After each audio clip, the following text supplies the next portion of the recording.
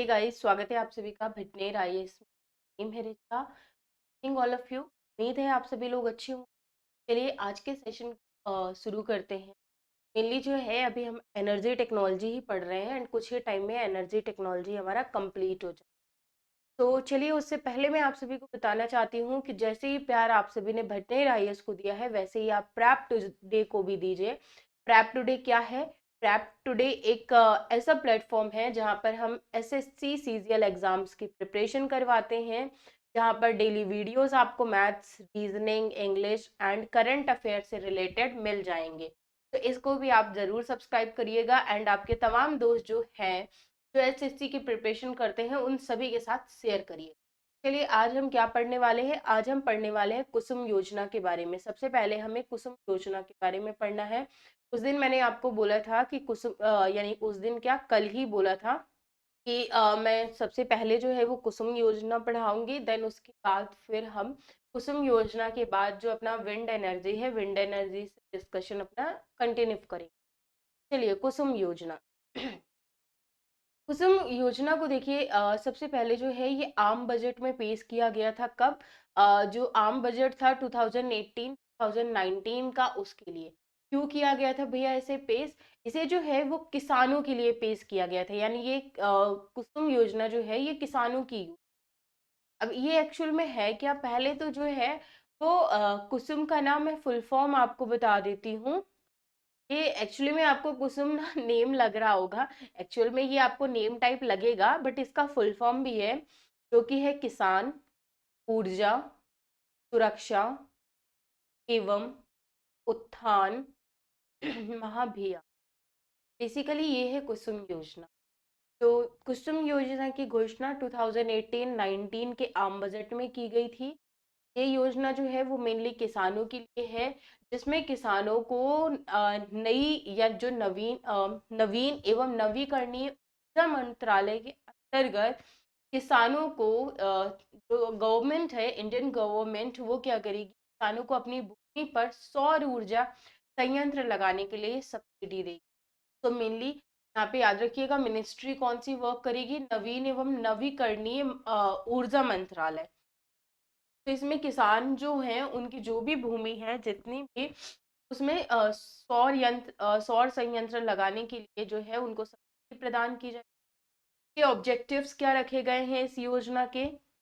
सो अगर हम इसके ऑब्जेक्टिव्स की बात करें तो मेनली सौर जल पंपों के माध्यम से किसानों को जल सुरक्षा प्रदान की जाएगी।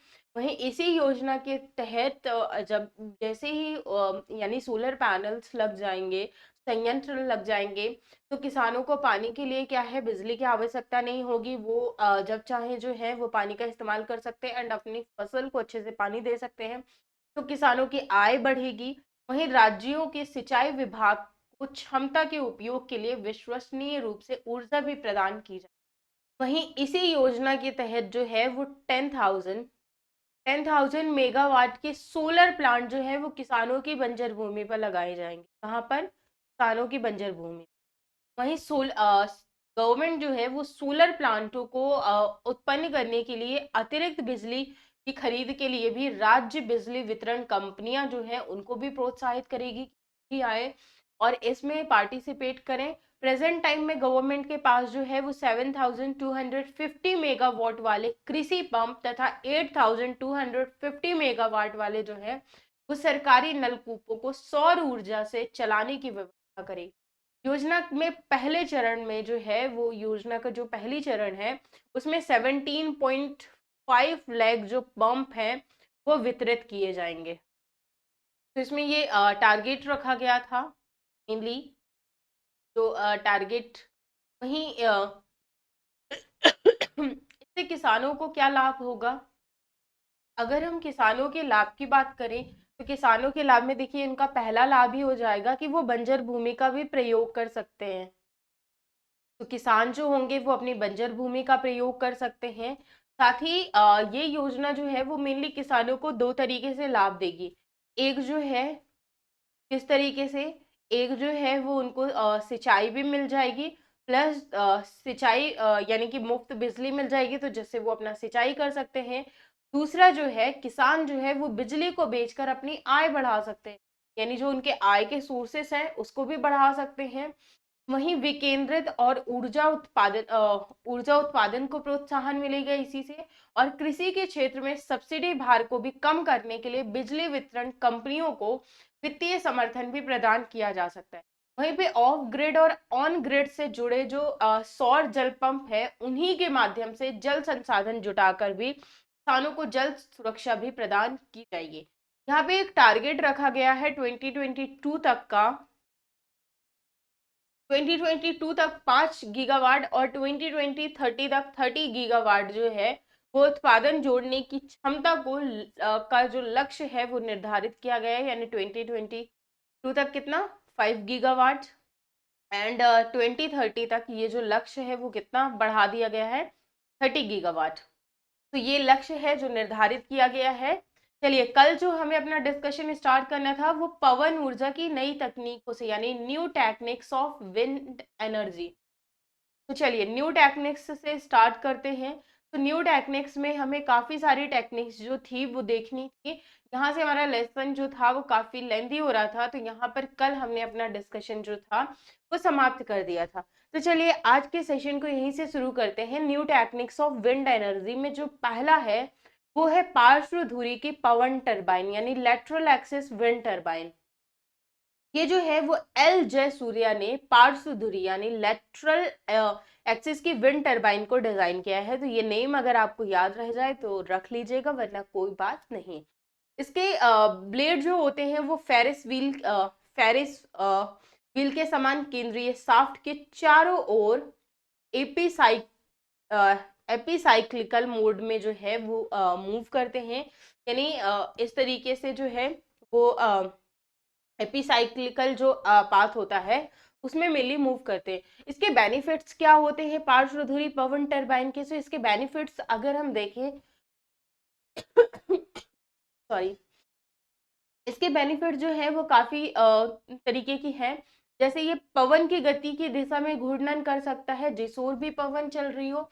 अब देखिए कुछ टरबाइन जो होते हैं या हम उनकी बात करें विंड टरबाइन जो है, तो कुछ जो होते हैं वो यानी उनका एक मोशन जो होता है वो डिसाइड होता है। बट अगर हम लेटरल एक्सिस टरबाइन की बात करें तो लेटरल एक्सिस टरबाइन में ये खूबी है कि मान लीजिए अगर इधर को हवा चल रही है तो जो टरबाइन है वो इधर को मूव कर जाएगा। एंड मान लीजिए अगर हवा इस तरफ चल रही है तो टरबाइन जो है वो इस तरफ मूव हो जाएगा। तो इसमें ये एक बहुत ही बढ़िया खूबी है।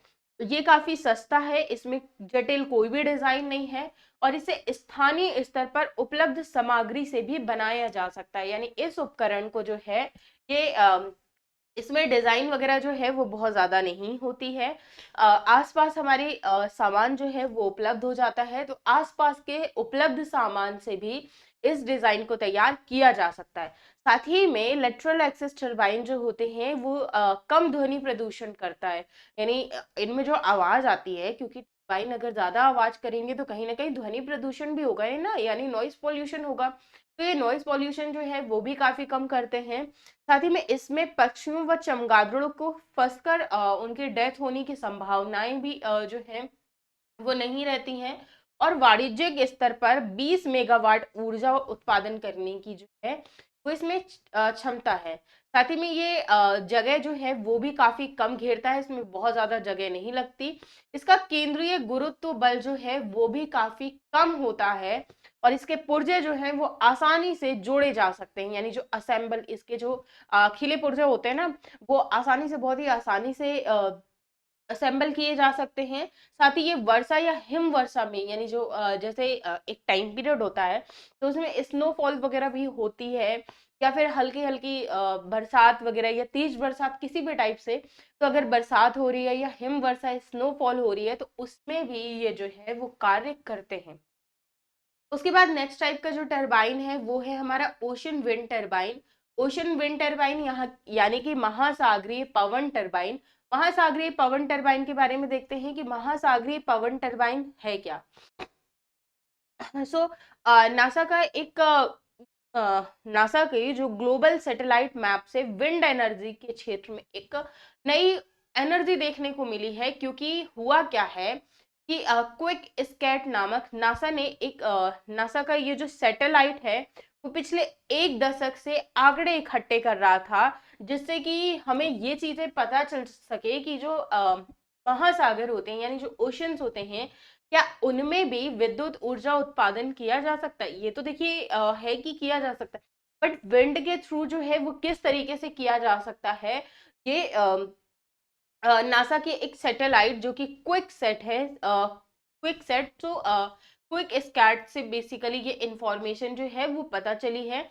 वहीं सैटेलाइट से जो एक मैप प्राप्त हुआ है उसमें हमें विद्युत ऊर्जा उत्पादन के लिए अब तटीय पवन पट्टियों की अवस्थिति ज्ञात करने व योजना बनाने में भी काफी ज्यादा मदद मिलेगी, क्योंकि देखिए सैटेलाइट भेजा गया उसमें किस तरीके से कार्य हुआ और किस तरीके से उसे बनाया जाएगा वो एक योजना पता चल जाती है, फिर जो है वो उसे स्टार्ट कर लिया जाता है।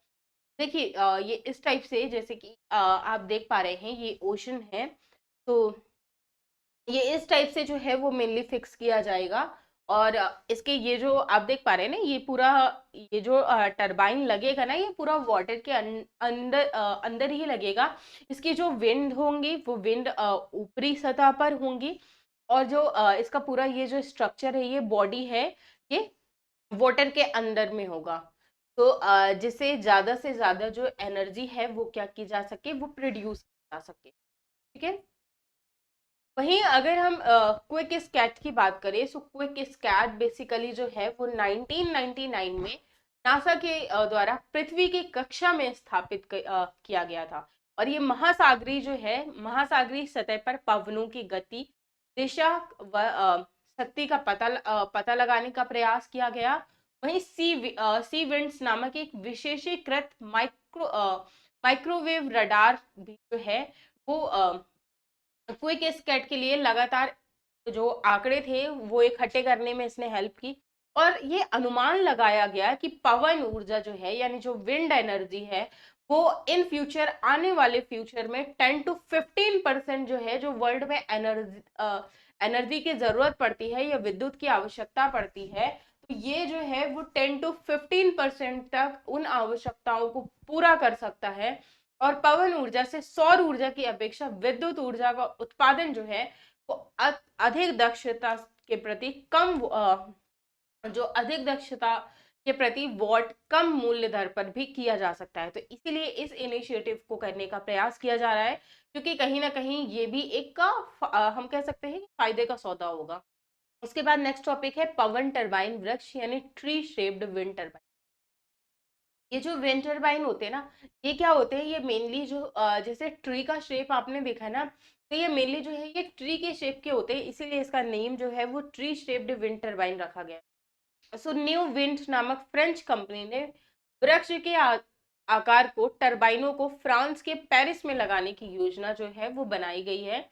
और कंपनी का ऐसा मानना है, ऐसा कंपनी का अपना खुद का व्यू है कि इमारतों और गलियों से होकर जो बहने वाली छोटी छोटी पवन तरंगे होती हैं उनसे भी विद्युत निर्माण या उत्पादन किया जा सकता है। कि हमने जो है वो विंड एनर्जी की बात की, तो हमने ये कहा था कि इसे बेसिकली ज्यादातर वहां पर लगाया जा सकता है जहाँ पे स्पेस काफी ज्यादा है एंड एयर जो है वो डायरेक्टली फ्लो हो रही है। तो इससे क्या होगा कि इससे प्रेशर बनेगा और विद्युत ऊर्जा का उत्पादन जो है वो ज्यादा हो पाएगा। बट ये जो न्यू विंड नामक जो फ्रेंच कंपनी है, इसने वृक्ष के आकार के टरबाइन बनाए हैं और इनको फ्रांस के पेरिस में लगाने की योजना भी बनाई जा रही है। और इसमें ये भी कहा जा रहा है कि जो इमारतों और जो गलियों से होकर जो छोटी छोटी यानी जो स्मॉल अमाउंट ऑफ एयर होती है ना उसको भी कवर करके कहीं ना कहीं विद्युत उत्पादन किया जा सकता है। तो अगर ऐसा हुआ तो ये तो बहुत अच्छी बात है, क्योंकि एक बहुत ही बढ़िया इनिशिएटिव है। तो ट्री शेप्ड विंड टरबाइन जो है वो इस तरीके के होते हैं, ये इस टाइप का प्लांट है, ये आप देख लीजिए। बेसिकली इस टाइप का ये प्लांट होता है। यहाँ पे अब ये यहाँ पे आप देख पा रहे होंगे कि इस टाइप के जो विंड टरबाइन जो मैंने आपको बताया था ना कि इस टाइप से एक सर्कल टाइप होता है। बेसिकली अब ये इस टाइप से नहीं है, अब क्या हो चुका है कि जैसे आप इसे ऐसे ही समझिए कि पहले हम क्या पढ़ते थे कि जो युद्ध लड़े जाते थे वो मेनली किस तरीके से लड़े जाते थे, वो युद्ध जो है वो ज्यादातर तलवार वगैरह से, भाले वगैरह से लड़े जाते थे। बट आज के प्रेजेंट टाइम के वॉर जो है वो इस तरीके से नहीं होते ना। आज के प्रेजेंट टाइम के वॉर जो है वो अगर होंगे तो न्यूक्लियर वेपन्स वगैरह से होंगे, क्योंकि लगभग आज के टाइम पीरियड में हर कंट्रीज के पास है। तो खैर तरीके से तो अब ये विंड टरबाइन जो है वो भी इसी तरीके से है। पहले आपने इस टाइप के देखे थे, एंड अब जो है वो धीरे धीरे इस टाइप के भी इनिशिएटिव्स लिए जा रहे हैं।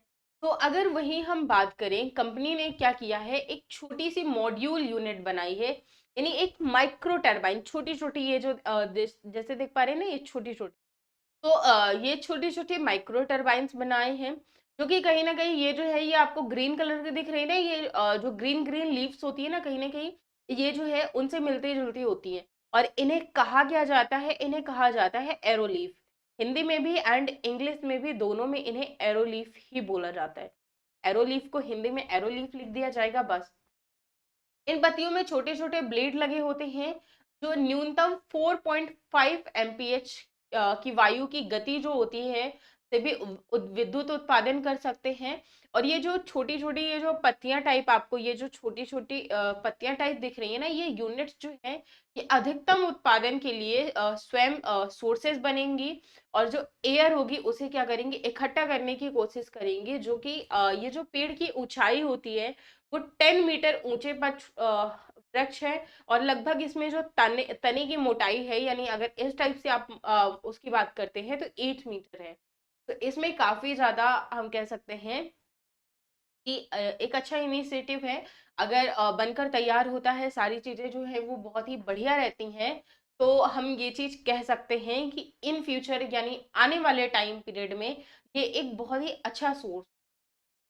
चलिए अब बात करते हैं फ्लाइंग विंड फार्म्स की। तो आखिर ये फ्लाइंग विंड फार्म्स होता क्या है। तो फ्लाइंग विंड फार्म्स की अगर हम बात करें, तो ये जो है ये पृथ्वी की सतह से 10 किलोमीटर ऊपर जेट स्ट्रीम, जो पवनें बहती हैं, जो कि धरातली पवनों से भी, यानी जो धरातल पर बहने वाली पवन होती है, ये जो सरफेस पर मूव करने वाली जो एयर होती है, काफी ज्यादा जो है वो सतत बहती है। ऊर्जा की तुलना अगर हम कंपैरेटिव रूप में देखें कि किसमें जो है वो अधिक ऊर्जा बनेगी, तो मेनली जो जेट स्ट्रीम में पवन बहती है उसमें ज्यादा बनेगी। और लगभग आप मान के चलिए कि वो जो ऊर्जा होती है वो लगभग 100 गुना अधिक ऊर्जा होती है।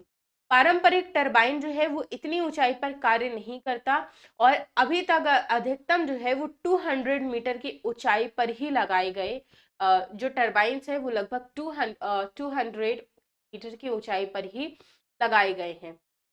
एंड शोधकर्ताओं ने ऐसी नई तकनीकों का भी खोज किया है कि जो इतनी ऊंचाई से जेट पवनों का विद्युत उत्पादन कर सके। सैन डियागो स्थित स्काई विंड पावर नामक एक कंपनी है, जिसने फ्लाइंग जनरेटर नामक एक तकनीक निकाली है, जो कि एक पतंग व एक हेलीकॉप्टर दोनों के टाइप के गुण रखता है। जनरेटर के जो है वो 4 रोटर होंगे, और ये एक लंबी केबल जो है वो जमीन से ही बांधा जाएगा, नो डाउट ऊपर होगा। बट ऊपर इस तरीके से सिस्टम नहीं है ना कि उसे जमाया जो है वो जमीन से जाए। तो कहीं ना कहीं इसमें क्या किया जाएगा कि जो धागे वगैरह, या जो भी आप कह लीजिए, तो उसे क्या किया जाएगा, जमीन से बांधा जाएगा। और रोटर जो है वो पतंग की सतह के समान ही कार्य करेगा, जिसमें जो जनरेटर होगा वो मेनली हवा उठाने का कार्य करेगा, और डायनेमो की हेल्प से बिजली उत्पादन का कार्य होगा। जो कि केवल जो है वो केबल के थ्रू, जो केबल लगाए जाएंगे उसके थ्रू वो जमीन पर आएगी। क्योंकि अब आप ये सोच रहे होंगे कि एक्चुअली में इसे जमीन में किस तरीके से किया जाएगा। सो ये आप देखिए डायग्राम से हर चीज जो है, बहुत बार ऐसा होता है कि हम समझाते हैं तो समझाने से बहुत अच्छी नहीं आती, बट अगर उसी चीज को हम इमेज के थ्रू दिखा देते हैं या वीडियो के थ्रू दिखा देते हैं तो बहुत अच्छे से समझ में आ जाता है। तो देखिए ये जो स्ट्रक्चर है ये आपको दिख रहा है, ये हेलीकॉप्टर टाइप स्ट्रक्चर है। हेलीकॉप्टर में जैसे आप देखते हैं कि पैनल्स लगे होते हैं ताकि मूव कर सके, तो सेम इसमें भी। और इसका ये धागा नुमा स्ट्रक्चर आप देख रहे हैं ना, तो क्या किया जाता है, जमीन से बांधा जाता है, एंड कुछ ऐसे केबल्स वगैरह भी सेट किए जाते हैं यहाँ पे एनर्जी बने या जो विद्युत बने ना, वो क्या हो जाए, यहीं पर नीचे जमीन में आ जाए, ट्रांसफर होके। और मान लीजिए कि अगर ऐसा हो कि हवा वगैरह ना चल रही हो, तो ये जो डायनेमो होता है वो क्या चलने लगता है, उल्टा चलने लगता है और इलेक्ट्रिक मोटर की तरह प्रयोग करने लगता है, जिससे जो जनरेटर होते हैं वो हवा में तैरता रहता है। और इसी अकॉर्डिंग एक अनुमान लगाया गया है कि ये कितनी ऊर्जा बना सकते हैं। तो 1 घंटे में ये 1 किलोवाट, अगर हम उसकी बात करें विद्युत की, तो 1 आवर में 1 किलोवाट जो है ये ऊर्जा बना सकता है। और पारंपरिक ऊर्जा स्रोतों से जो प्राप्त विद्युत की दर होगी वो भी काफी ज्यादा सस्ती पड़ेगी। तो अगर फ्यूचर इनिशिएटिव क्रिएट होता है तो बढ़िया कॉन्सेप्ट रहेगा। उसके बाद नेक्स्ट कॉन्सेप्ट है ग्रीन बिल्डिंग का कॉन्सेप्ट। आखिर ग्रीन बिल्डिंग क्या होता है, चलिए ग्रीन बिल्डिंग के बारे में जानते हैं। तो नवीन और नवीकरणीय ऊर्जा मंत्रालय, ये नवीन एवं नवीकरणीय ऊर्जा मंत्रालय जो है वो नाम याद कर लीजिएगा, क्योंकि अब जो है ना ये नाम बार बार आने वाला है। तो नवीन एवं नवीकरणीय ऊर्जा मंत्रालय के द्वारा ग्रीन बिल्डिंग की अवधारणा पर कार्य जो है वो चल रहा है।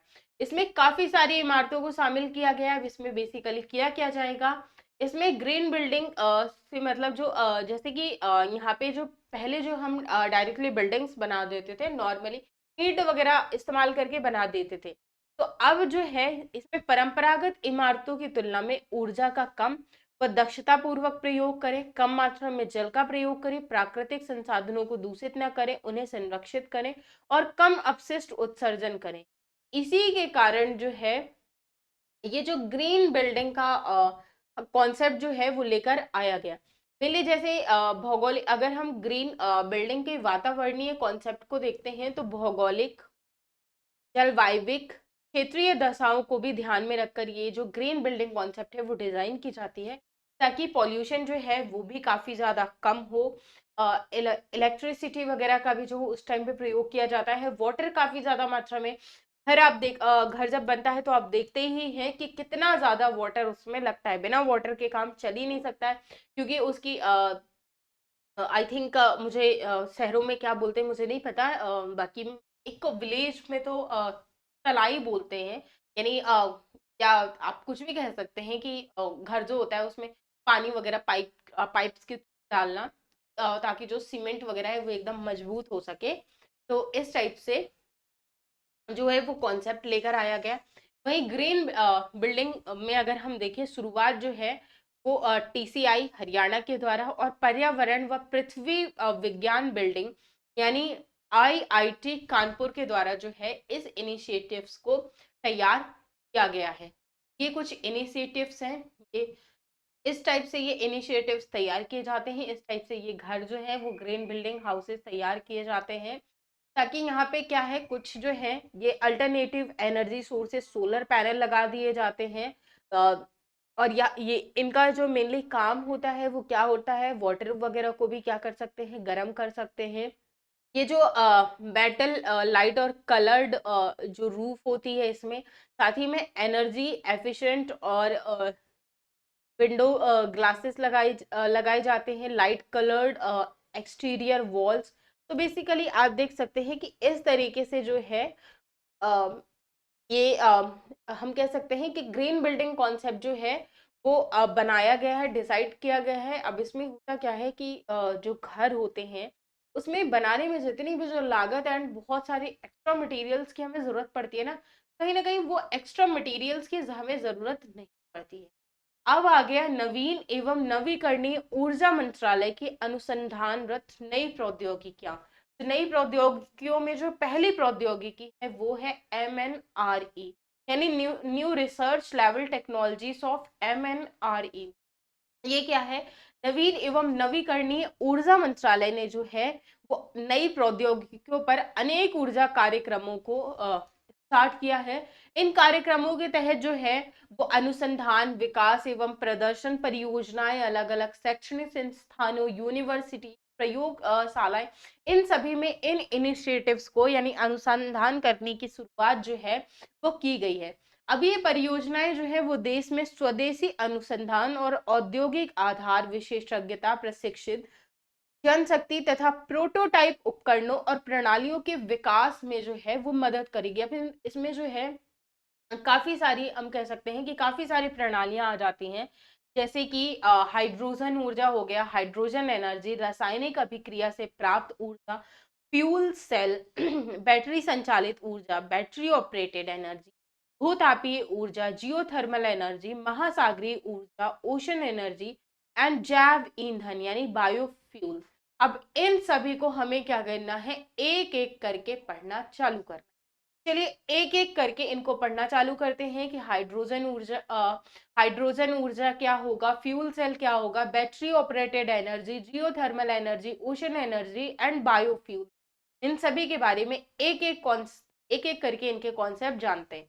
तो हाइड्रोजन जो है ये एक बहुत ही स्वच्छ ईंधन या ऊर्जा वाहक जो है, ये एक एनर्जी कैरियर टाइप से होता है। यानी जो हाइड्रोजन एनर्जी, जिसका प्रेजेंट टाइम में जो है वो काफी ज्यादा प्रयोग देखने को मिल रहा है, एंड भविष्य में जो है ये द्रव्य व जीवाश्म ईंधन का संभावित विकल्प भी हाइड्रोजन ऊर्जा के रूप में हो सकता है। अब क्योंकि भारत में इस क्षेत्र में अनुसंधान एवं विकास के लिए जो है वो राष्ट्रीय हाइड्रोजन ऊर्जा बोर्ड का गठन किया गया है, वहीं हाइड्रोजन ऊर्जा से संबंधित जो विषय है उनमें टाइम टू टाइम यानी निरंतर शोध अनुसंधान जो है वो कार्य जो है वो बनारस हिंदू विश्वविद्यालय जो है, बनारस हिंदू विश्वविद्यालय के द्वारा टाइम टू टाइम जो है वो एकदम जारी किया गया है। हाइड्रोजन विजन जो है वो 2025 तक पेट्रोलियम उत्पाद के भंडारण से भी संबंधित रखा गया है कि तो इसमें एक विजन रखा गया है 2025 तक कि पेट्रोलियम उत्पाद के भंडार जो है वो भी किए जाए।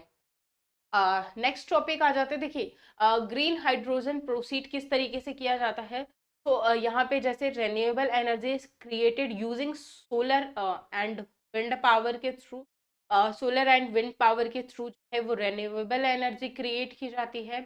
देन उसके बाद जो सेकेंड प्रोसेस होता है वो होता है power feeds into system known as electrolyser and which separates water into hydrogen and oxygen. तो देखिए इसमें क्या किया जाता है, एक सिस्टम फीड किया जाता है जिसे इलेक्ट्रोलाइजर बोला जाता है। अब ये क्या करता है, ये जो है ये वाटर से हाइड्रोजन एंड ऑक्सीजन जो होता है उसे क्या कर देता है, यानी जो वाटर जो होता है वो H2O के फॉर्म में होता है, तो H2O में जो O2 एंड H2 है उसको सेपरेट कर देता है। देन उसके बाद क्या होता है, hydrogen gas is then stored, जो हाइड्रोजन गैस होती है वो स्टोर हो जाती है and either as the compressed gas और लिक्विड, या तो कंप्रेस हो जाती है गैस के फॉर्म में या फिर लिक्विड के फॉर्म में।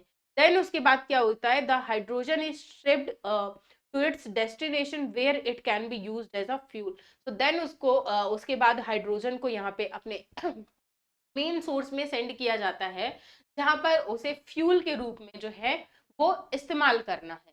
तो इस तरीके से ये टॉपिक है। नेक्स्ट टॉपिक आ जाता है फ्यूल सेल, रासायनिक अभिक्रिया से प्राप्ति, यानी अब जो है वो नेक्स्ट टॉपिक हमारा सेकेंड टाइप जो है वो है फ्यूल सेल, जिसे हम जो ऑप्टेन करते हैं वो एक रासायनिक अभिक्रिया के थ्रू यानी केमिकल रिएक्शन के जो है वो ऑप्टेन करते हैं। किस तरीके से, स्वच्छ और दक्षता पूर्वक विद्युत उत्पन्न करने के लिए जो है वो फ्यूल सेल हाइड्रोजन या अन्य ईंधन की रासायनिक ऊर्जा का प्रयोग किया जाता है। फ्यूल सेल जो होती है वो मेनली एक बैटरी की तरीके से होती हैं, जो कि क्या करती हैं, एनोड और कैथोड। तो आपने बचपन में यानी साइंस के एनसीईआरटी वगैरह में यह 9th 10th में साइंस में या 11th 12th में अगर फिजिक्स वगैरह रहा होगा तो उसमें आपने एनोड एंड कैथोड, जो एनोड एंड कैथोड नामक दो इलेक्ट्रोड होते हैं, तो उनके बारे में आपने जरूर सुना होगा। तो इसमें होता क्या है कि जो फ्यूल सेल होते हैं वो एक बैटरी के तरीके से कार्य करती है, एंड बैटरी में जो होते हैं वो एनोड एंड कैथोड दो तरीके के इलेक्ट्रोड होते हैं जो कि आपस में एक अपनी जो है वो प्रतिक्रिया करते हैं। और इलेक्ट्रोलाइट जो होता है वो इन चार्ज कणों को एक इलेक्ट्रोड से दूसरे इलेक्ट्रोड में लेकर जाता है। इसका कार्य जो होता है, इलेक्ट्रोलाइट जो होता है इन चार्ज कणों को एक इलेक्ट्रोड से लेकर दूसरे इलेक्ट्रोड तक लेकर जाता है। वहीं अगर हम देखते हैं इसमें फ्यूल सेल जो होता है, फ्यूल सेल को सुचारू रूप से कार्य करने के लिए ऑक्सीजन और हाइड्रोजन, अगर ये सही ढंग से कार्य करना चाहता है तो उसके लिए दो बेसिक नीड्स होती हैं। क्या क्या होती हैं, ऑक्सीजन और हाइड्रोजन की नीड पड़ती है। अब इसमें फ्यूल सेल की अगर हम उसकी बात करें ना, कि जैसे सेल में ईंधन, सेल में जो है वो ईंधन का ऊर्जा में परिवर्तन वैद्युत रासायनिक प्रतिक्रिया के द्वारा होता है, ना कि दहन के द्वारा। इसके काफी सारे लाभ हमें देखने को मिलते हैं, इसके काफी सारे लाभ है। जैसे कि ये जो है ये ईंधन दहन से कई गुना ज्यादा ऊर्जा जो है वो प्रोड्यूस करता है। साथ ही में इसमें ग्रीन हाउस गैसों का जो है वो शून्य उत्सर्जन होता है। वहीं इसमें सह उत्पादन यानी बाय प्रोडक्ट्स के रूप में जल व ऊष्मा उत्पन्न होती है, जिससे पेयजल व ऊष्मा का उपयोग जो है वो एक एनर्जी क्रिएट होती है, जिसे हम अपने घर या ऑफिस को कहीं भी जो है वो गर्म रखने के लिए प्रयोग कर सकते हैं। एंड फ्यूल सेल का जो वर्गीकरण है वो इलेक्ट्रोलाइट पदार्थों के अनुसार भी होता है। इलेक्ट्रोलाइट पदार्थों के अनुसार जो है वो मेनली हमें जो है वो 6 टाइप से देखने को मिलता है। जैसे कौन कौन से, alkaline fuel cell, molten carbonate fuel cell, phosphoric acid fuel cell, proton exchange membrane fuel cell, solid oxide fuel cell and direct methanol fuel. तो ये कुछ फ्यूल सेल का वर्गीकरण है जो हमें अलग अलग या मुख्यतः 6 प्रकार के फ्यूल सेल देखने को मिलते हैं।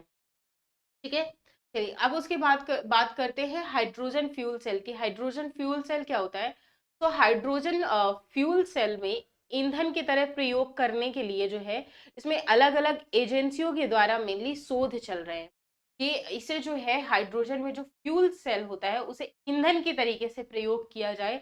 अब वो किस तरीके से प्रयोग किए जाए ये कार्य चल रहे हैं, क्योंकि हाइड्रोजन का उत्पादन और भंडारण जो होता है वो ही एक अपने आप में कहीं ना कहीं एक बहुत बड़ी चुनौती होती है, क्योंकि हाइड्रोजन फ्यूल सेल की जो संरचना होती है वो फ्यूल सेल के समान होती है, जिसमें हाइड्रोजन जो होता है हाइड्रोजन ईंधन होती है और सह उत्पाद के रूप में जल व ऊष्मा जो है वो प्राप्त होती है। तो इसमें हम कह सकते हैं कि एक इस टाइप का स्ट्रक्चर होता है। आगे लगा भी हो, हाँ देखिए लगा हुआ है हाइड्रोजन फ्यूल सेल इस टाइप का। आप यहाँ पे देखिए, ये आप ये जो है मिली ये बॉडीज आप देख पा रहे हैं। तो यहाँ पर क्या होता है, यहाँ पर ये कैथोड होता है, कैथोड जो है वो प्लस चार्ज होता है, एनोड जो होता है ये माइनस चार्ज होता है। यहाँ पर ये जो है ये हाइड्रोजन है बेसिकली, ये यहाँ पे ये इस टाइप से ये बैटरीज टाइप लगाई गई हैं, जिसमें से ये जो होता है ये चार्ज कंट्रोलर होता है। ये ऑक्सीजन, तो ये क्या करते हैं, ये एक कैटलिस्ट लेकर जाते हैं और यहाँ पे इस तरीके से जो हाइड्रोजन होता है तो मेनली उसमें वाटर एंड ऑक्सीजन जो होता है, ऑक्सीजन तो H2O के फॉर्म में वाटर होता है, सो वो उसमें से मेनली होता क्या है कि ऑक्सीजन जो है वो सेपरेट हो जाता है, यानी ताप एवं जल, हीट एंड वाटर जो होता है वो उसमें से निकल के आता है। तो इस टाइप से अब जैसे नैनो तकनीक से हाइड्रोजन का उत्पादन और भंडारण जो होता है वो काफी ज्यादा आसान होता है। कैसे? जो हाइड्रोजन आधारित जो गैसोलीन ईंधन होता है वो प्रदूषण व कार्बन फुटप्रिंट उत्पन्न करता है, और हाइड्रोजन जो है वो नवीकरणीय ऊर्जा के सोर्सेस के रूप में एक अच्छा ऑप्शन देखा जाता है। और वाणिज्यिक स्तर पर अगर हम बात करते हैं, अगर हम इकोनॉमिकली बात करते हैं, इकोनॉमिकली अगर हम देखें तो इसका वाणिज्यिक स्तर पर उत्पादन और भंडारण की कठिनाई के कारण जो है वो हाइड्रोजन का दोहन जो है वो हमें सही मात्रा में देखने को नहीं मिलता। वहीं एक इम्पॉर्टेंट इंफॉर्मेशन के अकॉर्डिंग अगर देखें तो हाइड्रोजन भंडारण का एक नया तरीका जो है वो खोजा गया है। अमेरिका की बर्कले नेशनल लेबोरेटरी और ऊर्जा विभाग के वैज्ञानिकों ने एक ऐसा पदार्थ खोजा है जो वायु स्थैतिक मैग्नीशियम का नैनो कण सम्मिश्रण है। इसमें क्या किया जाता है, इसमें कोई भी ऐसा जटिल प्रोसेस नहीं है कि बहुत ज्यादा जटिल प्रक्रिया है। इसमें बहुत ही अ, जटिल प्रक्रिया नहीं है, हाइड्रोजन का भंडारण किया जाता है और उसमें फिर मैग्नीशियम धातु के नैनो कणों से जो बना होता है, तो जो पॉलीमिथाइल मिथाइल क्लाइरेट के सांचे जो होते हैं उनको रख दिया जाता है, और फिर उसी अभिक्रिया के थ्रू कह सकते हैं कि एक अम, जो है वो टेक्नोलॉजी बनाकर तैयार की जाती है। उसके अलावा हाइड्रोजन सेल तकनीक क्या होती है? हाइड्रोजन सेल टेक्निक के बारे में देखते हैं, यानी हाइड्रोजन सेल तकनीक हाइड्रोजन सेल तकनीक आधारित जो है वो ईंधन सेल इलेक्ट्रिक वाहन यानी FCEV में ऐसे यंत्र का प्रयोग किया जाता है जो कि ईंधन के तौर पर हाइड्रोजन तथा एक ऑक्सीकारक के प्रयोग से विद्युत रासायनिक प्रतिक्रिया द्वारा ऊर्जा का उत्पादन करता है। और ईंधन सेल जो है वो हाइड्रोजन तथा ऑक्सीजन को जब मिक्स किया जाता है तो विद्युत धारा जो है वो उत्पन्न करता है। अब जैसे परंपरागत रूप से जो बैटरियां होती हैं जो हम मार्केट से खरीद कर लाते हैं अपने किसी भी प्रयोग के लिए, तो उसी के तरीके से ही जो हाइड्रोजन सेल टेक्निक है यानी परंपरागत रूप से ही हाइड्रोजन ईंधन सेल भी जो है वो रासायनिक ऊर्जा को विद्युत ऊर्जा में परिवर्तित कर देता है। और जो FCEV परंपरागत बैटरी की तुलना में अब यहाँ पे जो हाइड्रोजन सेल तकनीक के थ्रू जो सेल्स का निर्माण किया जा रहा है वो जो है वो काफी लंबे टाइम तक चलते हैं। उसके बाद नेक्स्ट जो टॉपिक है वो है बैटरी संचालित ऊर्जा। तो चलिए अब जो देखते हैं वो बैटरी संचालित ऊर्जा देखते हैं। तो बैटरी संचालित ऊर्जा यानी बैटरी ऑपरेटेड एनर्जी की अगर हम बात करें तो बैटरी जो होती है वो एक ऐसा उपकरण होती है जो बंद प्रणाली के अंतर्गत रासायनिक ऊर्जा संग्रहित करती है और नीड होने पर यानी जरूरत पड़ने पर इसे विद्युत ऊर्जा में बदल देती है। अब इसके अगर हम उसकी बात करें यानी वैद्युत रासायनिक प्रक्रिया की बात करें तो ये जो है ये इलेक्ट्रॉन स्थानांतरण की एक रासायनिक प्रक्रिया होती है। अब बैटरी जो है इसमें बैटरी के मेनली हमें थ्री पार्ट्स देखने को मिलते हैं। वो थ्री पार्ट्स बैटरी के मेनली कौन कौन से होते हैं? एनोड होता है, कैथोड होता है एंड इलेक्ट्रोलाइट होता है। एनोड का क्या कार्य होता है? ये जो है ये इलेक्ट्रॉनों को बाह्य सर्किट से त्यागता है और बैटरी का ऋणात्मक भाग होता है। जो एनोड होता है मेनली वो बैटरी का नेगेटिव पार्ट होता है। कैथोड जो है ये बैटरी का धनात्मक पार्ट होता है यानी इलेक्ट्रॉनों को ये क्या करता है? ग्रहण करने का कार्य करता है। अब इलेक्ट्रोलाइट जो होता है ये क्या करता है? ये आयन के रूप में इलेक्ट्रॉनों के जो प्रवाह है तो प्रवाह का माध्यम होता है मेनली। अब बैटरी का वर्गीकरण क्लासिफिकेशन किस तरीके से किया जाता है? तो क्लासिफिकेशन ऑफ बैटरी की अगर हम बात करें इसमें जो है वो मेनली प्राथमिक सेल, द्वितीयक सेल एंड अनुप्रयोग आधारित सेल तीन रूपों से ही बैटरी का क्लासिफिकेशन किया जाता है। अब जो प्राथमिक सेल होता है तो प्राथमिक सेल में जो बैटरी होती है वो रिचार्जेबल नहीं होती, उसका रिचार्ज नहीं किया जा सकता है। जैसे कि अगर हम एग्जाम्पल के तौर पर देखें तो एटॉमिक बैटरी होती है या फिर एल्कलाइन बैटरी होती है। द्वितीयक सेल जो होता है इसमें जो बैटरी होती है उनका रिचार्ज जो है वो किया जा सकता है, जैसे लिथियम आयन बैटरी हो गया, लेड एसिड बैटरी हो गया। अनुप्रयोग आधारित सेल जैसे बैटरी सेल हो गया, बैकअप बैटरी हो गया, ये कुछ ऐसे ऑप्शंस होते हैं। नेक्स्ट कॉन्सेप्ट आता है पेपर बैटरी का। चलिए ये बहुत ही इंटरेस्टिंग कॉन्सेप्ट है पेपर बैटरी। तो देखते हैं कि आखिर ये पेपर बैटरी का कॉन्सेप्ट जो है वो क्या है। तो ये जो पेपर बैटरी का कॉन्सेप्ट वो उच्च ऊर्जा बैटरी यानी हाई एनर्जी बैटरी व सुपर कैपेसिटर दोनों ही तरीके से कार्य करती है, जबकि पारंपरिक बैटरी से ये जो है ये अलग अलग घटक होते हैं। पेपर बैटरी जो है ये सुपर कैपेसिटर के रूप में 40,000 चार्ज डिस्चार्ज चक्रों को पूरा कर सकता है। वही पेपर बैटरी को आसानी से मोड़ा, काटा और अनुप्रयोग के अनुसार विभिन्न आकार दिए जा सकते हैं। इसे मोड़ा भी जा सकता है, काटा भी जा सकता है। जैसे पेपर होता है ना, पेपर को आप फोल्ड कर दीजिए, अगर एकदम मोड़ने का मन कर रहा है, ऐसे एकदम मुट्ठी में बंद करने का दिल कर रहा है तो आप उसे एकदम मुट्ठी में भी बंद कर सकते हैं। तो इसी तरीके से पेपर बैटरी जो होती है, आज के टाइम पीरियड में फोल्डेड मोबाइल भी आ गए ना मार्केट में, तो आप देखते हैं तो इसे जो है ये बैटरी की कार्य दक्षता और गुणवत्ता पर किसी भी प्रकार का कोई भी लॉस नहीं होता। अब जैसे आपके दिमाग में ये बिल्कुल भी आ सकता है कि अगर हम बैटरी को फोल्ड कर देंगे, एकदम मोड़ देंगे, तो हो सकता है कि इस जो गुणवत्ता है उसमें हमें लॉस देखने को मिले। उसमें जो बैटरी की गुणवत्ता है उसमें हमें किसी भी तरीके का कोई भी लॉस देखने को नहीं मिलता। वहीं इलेक्ट्रिक व हाइब्रिड कारें जो होती हैं जिसे शीघ्र ऊर्जा की आवश्यकता होती है, उसके लिए जो है वो पेपर बैटरी काफी अच्छा एक सोर्स होती है। उसमें सबसे ज्यादा जो है वो पेपर बैटरी का ही प्रयोग किया जाता है, क्योंकि इसी के थ्रू जो है वो जो कार वगैरह है उन्हें ज्यादा आसानी से चार्ज किया जा सकता है। चलिए ऑलरेडी क्लासिफिकेशंस तो जो अभी मैंने आपको बताया तो क्लासिफिकेशंस ऑलरेडी इसमें था। एंड उसके बाद जो हमारा नेक्स्ट कॉन्सेप्ट है वो है भूतापीय ऊर्जा का, यानी जियोथर्मल एनर्जी। चलिए जियोथर्मल एनर्जी का कॉन्सेप्ट देखते हैं कि जियोथर्मल एनर्जी का कॉन्सेप्ट क्या है। तो जियोथर्मल एनर्जी जो है ये भूतापीय ऊर्जा का मीनिंग ये है कि पृथ्वी के अंदर से संग्रहित तापीय ऊर्जा, यानी भूतापीय यानी जियोथर्मल एनर्जी का बहुत ही बेसिक एंड बहुत ही इंपॉर्टेंट कॉन्सेप्ट सिर्फ इतना होता है कि जो अर्थ है ना, अर्थ के अंदर जो भी एनर्जी है उसको क्या करना, बाहर की तरफ खींचना, संग्रहित करना।